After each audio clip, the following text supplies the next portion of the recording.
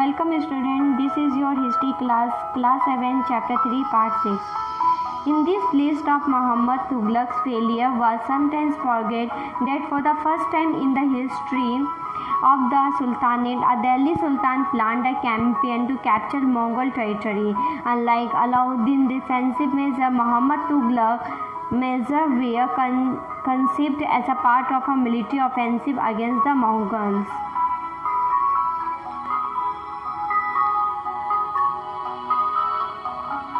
इन तमाम असफलताओं की गिनती करने में हम कभी कभी भूल जाते हैं कि सल्तनत के इतिहास में पहली बार दिल्ली की किसी सुल्तान ने मंगोल इलाके को फतह करने के अभियान की योजना बनाई थी।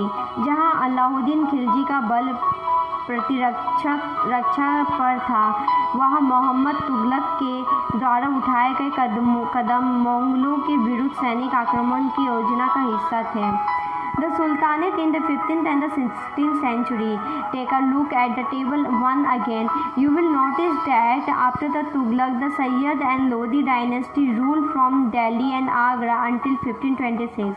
By then, Jaunpur, Bengal, Malwa, Gujarat, Rajasthan and the entire South India had independent rulers who established flourishing states and prosperous capitals. This was also the period which saw the emergence of new ruling groups like the Afghans and the Rajputs. 15वीं और तथा 16वीं शताब्दी में सल्तनत तालिका एक को फिर से देखें। आप पाएंगे कि तुगलक वंश के बाद 1526 तक दिल्ली तथा आगरा पर सैयद तथा लोदी वंशों का राज रहा, जब तक जौनपुर, बंगाल, मलवा, गुजरात, राजस्थान तथा पूरे दक्षिण भारत में स्वतंत्र शासक उठ खड़े हुए थे। उनकी राजधानियां समृद्ध थी और राज फल फूल रहे थे। इसी काल में अफगान तथा राजपूतों जैसे नए शासक समूह भी उभरे। Some of the states established in this period were small but powerful and extremely well administered. Shah Suri started his career as the manager of a small territory for his uncle in Bihar and eventually challenged and defeated the Mughal Emperor Humayun. Shah captured Delhi and established his own dynasty, although the Suri dynasty ruled for only 15 years. It introduced an administration that borrowed elements from Alauddin Khilji and made them more efficient. Shah administration became the model followed by the great Emperor Akbar when he consolidated the Mughal Empire. इस काल में स्थापित राज्यों में से कुछ छोटे तो थे पर शक्तिशाली थे और उनका शासन बहुत ही कुशल तथा सुव्यवस्थित तरीके से चल रहा था। शाह सूरी 1540 से 1545 में बिहार में अपने चाचा के एक छोटे से इलाके के प्रबंधक के रूप में काम शुरू किया था और आगे चल के उसने इतनी उन्नति की कि मुगल सम्राट हुमायूं तक को चुनौती दी और परास्त किया। शाह ने दिल्ली पर अधिकार करके स्वयं अपना राजवंश स्थापित किया। सूरवंश ने केवल 15 वर्ष शासन किया, लेकिन इसके प्रशासन ने अलाउद्दीन खिलजी वाले कई तरीकों को अपनाकर उन्होंने और भी चुस्त बना दिया। महान सम्राट अकबर ने जब मुगल साम्राज्य को समेकित किया तो उसने अपने प्रतिमान के रूप में शाह की प्रशासन व्यवस्था को ही अपनाया था। The three orders, the peace of a god, knights and the crusade. The idea of the three orders was first formulated in France in the early 11th century. It divided society into three classes: those who prayed, those who fought, and those who tilled the land. This division of society into three orders was supported by the church to consolidate its dominant role in society. This helped the emergence of new warrior groups called knights.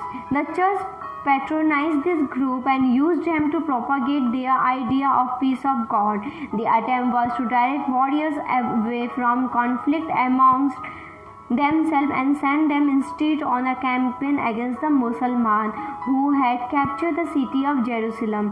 This led to a series of a campaign called a crusade. This campaign in the service of a God and the church completely altered the status of knights.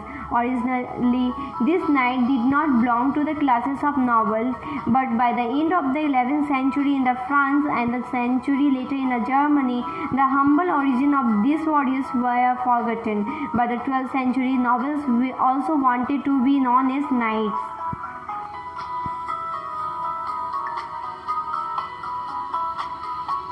तीन श्रेणियाँ ईश्वरीय शांति, night और धर्म युद्ध। तीन श्रेणियों का विचार सबसे पहले 11वीं शताब्दी के आरंभ में फ्रांस में सूत्रबद्ध किया गया। इसके अनुसार समाज को तीन वर्गों में विभाजित किया गया: प्रार्थना करने वाला वर्ग, युद्ध करने वाला वर्ग और खेती करने वाला वर्ग। तीन वर्गों में समाज के इस विभाजन को ईसाई धर्म का समर्थन भी प्राप्त था। इस विभाजन से ईसाई धर्म को समाज में अपने प्रबल प्रभाव को और भी दृढ़ करने में सहायता मिलती थी। इसी विभाजन से योद्धाओं का एक नया समूह भी उभरा। इन योद्धाओं को नाइट कहा जाता था। ईसाई धर्म एक समूह को संरक्षण देता था और अपनी ईश्वरीय शांति की अवधारणा के प्रसार में इतना उपयोग करता था। नाइटों से अपेक्षा की जाती थी कि वे धर्म और ईश्वर की सेवा में समर्पित योद्धा रहे। कोशिश यहाँ रहती थी कि इन योद्धाओं को आपसी लड़ाई भिड़ाई में विमुख करके उन मुसलमानों के विरुद्ध युद्ध करने भेज दिया जाए जिन्होंने यरूशलेम शहर पर कब्जा कर रखा था। इस प्रयत्न के परिणाम स्वरूप सैनिक अभियानों की एक श्रृंखला चली जिसे क्रूसेड कहा गया। ईश्वर तथा धर्म की सेवा में किए गए इन अभियानों ने नाइटों की हैसियत पूरी तरह बदल डाली। पहले इन नाइटों की गिनती कुलीन में नहीं होती थी, मगर फ्रांस में 11वीं सदी के अंत तक और जर्मनी में उस एक सदी बाद इन योद्धाओं के दिनहीन अतीत को भुला दिया गया था। 12वीं सदी तक तो कुलीन वर्ग के लोग भी नाइट कहलाना चाहते थे। This is the end of this video. We will continue this chapter in next video. If you have any doubt, please let us know. We will try to clear your doubts in another video. अगर आपको कोई संदेह है तो कृपया करके हमें बताइए। हम अगले वीडियो में आपके संदेह को दूर करने का प्रयास करेंगे।